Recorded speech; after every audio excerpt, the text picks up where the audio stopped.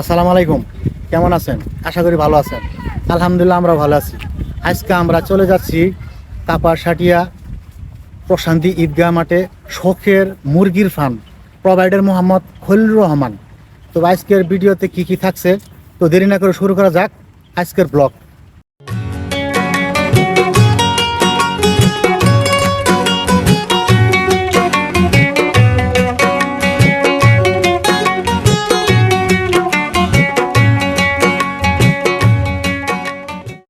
আসসালামু আলাইকুম।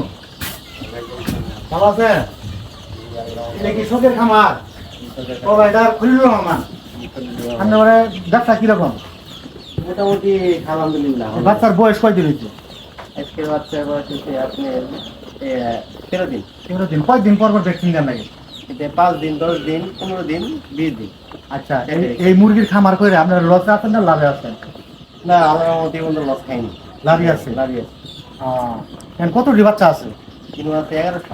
1100 বাচ্চা। বাচ্চা কি মরে ঠকে না? হ্যাঁ, মরে যা। কিরকম মরে? 1100 মধ্যে কতগুলো আছে? 1100 মধ্যে 10টা মারা গেছে।